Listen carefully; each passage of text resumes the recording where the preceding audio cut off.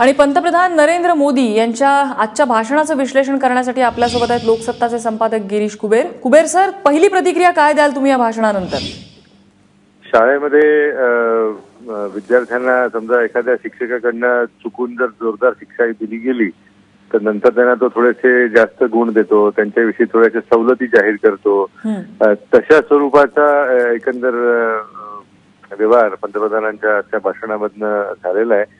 50 दिवस देशाला वेठीस झाल्यानंतर स्वतःच्या डोक्यातली कल्पना लोकांच्या डोक्यामध्ये त्याच्या अन्यायकारक पद्धतीने लादल्यानंतर जे काही नुकसान झालेलं आहे, ज्याचं काही ज्याला पूर्णपणे हिशोब ज्याला काही द्यायचा नाहीये अशा स्वरूपाचं एकंदर त्यांचं वर्तन आहे।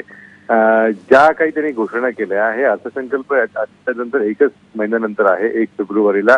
त्याच्यामुळे आता जी काही त्यांनी घोषणा केली त्याचा फक्त जमा खर्च मांडण्याचं काम त्यांनी अर्थमंत्र्यांना ठेवलेलं आहे आणि इतकं पोकळ भाषण करण्यासाठी एवढी हवा तयार करणं हे मला असं वाटतं की अत्यंत दुर्दैवी आहे। वर्णन करायचं झालं याचं तर एकंदर भाजपचं सांताक्लॉज असं म्हणता येऊ शकेल या भाषणाच्या विषयी। म्हणजे एकूणच या भाषणाचा सूर असा दिसला का की नोटाबंदीनंतर लोकांमध्ये जो काही एक असंतोष डेव्हलप होत होता त्याच्यावरनं थोडंसं गोंजारण्याचा प्रयत्न सामान्य नागरिकांना झालेला आहे?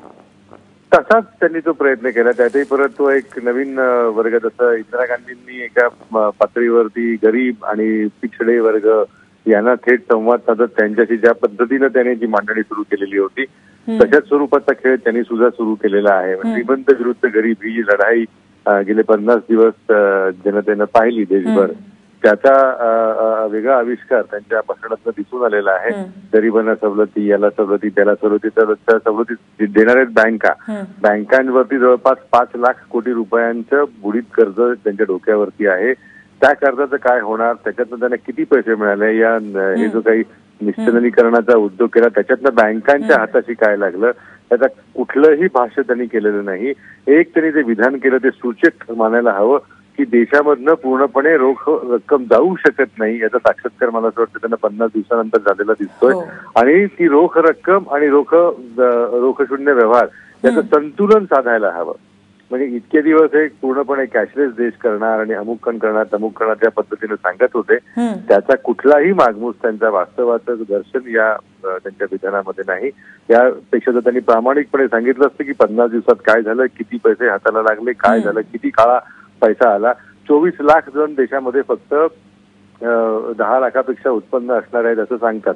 त्यांनी जर त्यांचाच अर्थसंकल्प गेल्या सरकारचा वाचला असता, त्याच्या आधीचा अर्थसंकल्प जर वाचला असता त्याच्यात 100 जण जर फक्त देशामध्ये 1 कोटीपेक्षा जास्त उत्पन्न असलेले असं सुद्धा म्हटलेलं आहे। तर हे काही समजून घेण्यासाठी तुम्हाला नोटबंदी वगैरे असले अघोरी उपाय करावे लागले नसते, हे जर आधीच समजून घेतलं असतं तर पहिली गोष्ट। त्याच्यामुळे याचं करणारेच काय, हा घेतला कुठलाच काही उत्तर देत नाही। गरिबांना यासाठी कर्ज, छोट्या उद्योगांना त्यासाठी कर्ज, कर्जाचा व्याज माफ, अमुक तमुक हे सगळे ज्या गोष्टी केलेल्या आहेत त्याचा एकंदर या सगळ्या खर्चाशी किती संबंध येणार आहे, त्याचा अर्थसंकल्पीय तरतूद त्याची कोण करणार आहे, त्याचा काहीही संबंध नाही। जसं मगाशी त्यामुळे म्हणालो तुम्ही, आधी आपण कठोर निर्णय घेतला की ते कठोरपणा कमी करण्यासाठी तो चुकीचा निर्णय आहे असं दिसलं की जसं शिक्षक मुलांना अधिक सवलती देतात, जरा 1-2 मार्क जास्त दे, थोडंसं त्यांच्या गृहपाठाकडे दुर्लक्ष कर, तशा स्वरूपाचे उद्योग आजच्या भाषणातून दिसून आलेले आहेत। आणि मला असं वाटतं की एकंदर ही जी दिशाहीनता दिसते आहे, म्हणजे आपण 8 नोव्हेंबरला याच वाहिनीवरती आपण रात्री बोलत होतो आणि त्याच वेळेला आपण ही भूमिका घेतलेली होती की याच्यातनं काही हाताला लागणार नाहीये। 15.5 लाख कोटी रुपये याच्यातनं रद्द झाले एका फटक्यामध्ये, जवळपास 14-14.5 लाख हे बँकांमध्ये आलेले आहेत। मग काळा पैसा कुठला आला, कुठला गेला, काहीतरी यांनी हिशोब द्यायला हवा की नको।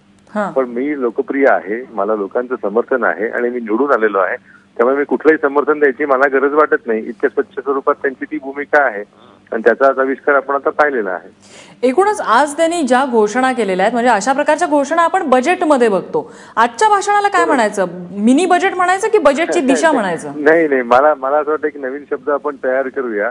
आजच्या या त्यांच्या भाषणाला पूर्वसंकल्प म्हणूया आपण। 1 फेब्रुवारीला अर्थसंकल्प होईल, हा अर्थसंकल्प पूर्वसंकल्प असं त्यांनी सादर केला असं म्हणायला हवं। नक्कीच कुबेर सर, धन्यवाद तुम्ही दिलेल्या या माहितीबद्दल। तर पंतप्रधान नरेंद्र मोदी यांनी नुकतंच देशाला संबोधित केलेलं आहे. 50 दिवसात, जसं आता गिरीश कुबेर सांगत होते की 50 दिवसामध्ये ज्या काही घडामोडी घडल्या, काळा पैसा बाहेर येण्याचा दावा केला गेला, त्याचा हिशोब कुठेही दिला गेला नाहीये. मात्र अनेक घोषणा त्यांनी केलेल्या आहेत. या अडचणीच्या काळात सामान्य नागरिकांनी जे काही भोगलं होतं त्याच्यावर थोडासा त्यांना दिलासा देण्याचा प्रयत्न या घोषणांद्वारे पंतप्रधान नरेंद्र मोदी यांनी केलेला दिसतो.